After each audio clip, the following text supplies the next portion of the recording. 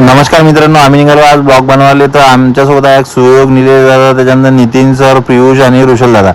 ऋषल दादाने घेतलं होतं पाठवतली गिटार आणि त्याला एक शेत दिसला, तो नांगरत बसला.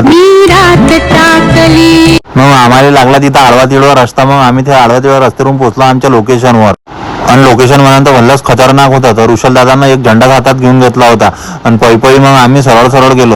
आम्ही तिथं पोहोचल्यावर आम्हाला एक भल्ला मोठा बोगदा दिसल्यानंतर आम्ही तिथं विचारलं मामाले का मामा हे काय. मामा म्हणे हा म्हणे वाघाचा बोगदा आहे म्हणे, वाघ आता दूधपोळीचा काला खाली गेला आहे म्हणे. मग आम्ही तिथं टेंट बांधायला सुरुवात केली. असं वाटते कवा होते या टेंट बांधून कवा नाही. मग फायनली आम्ही तिथं हा टेंट बांधला.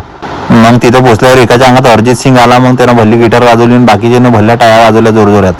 ते पाहून ऋषलच्या पोटात दुखायला लागलं. मग ऋषल दादाने आपली गिटार वाजवली बोलाबाईचे गाणे म्हणत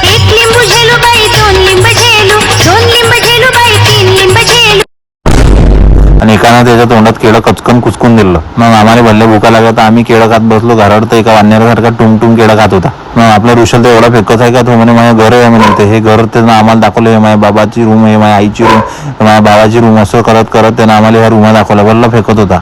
पण त्यानं आमच्यासाठी चहा आणला तिथून. हे घ्या म्हणे 2-2 कप चहा प्या म्हणे, थंडी आहे तर चर्च करा म्हणे. मग आम्ही रपकन मग ऋषलला त्याच्या इंजिनिअरिंगचे मित्र भेटले. मम्मी ने आणि मम्मी का नाम क्या तुम्हारा?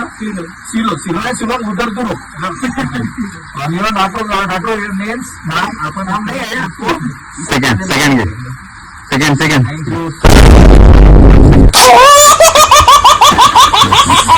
मग तिथून आम्ही एका उंचावर असलेल्या देवीच्या मंदिरावर गेलो.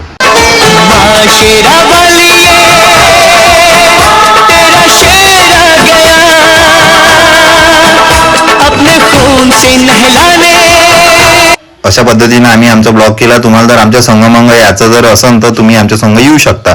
Thank you so much for watching my blog. Bye all of you friend.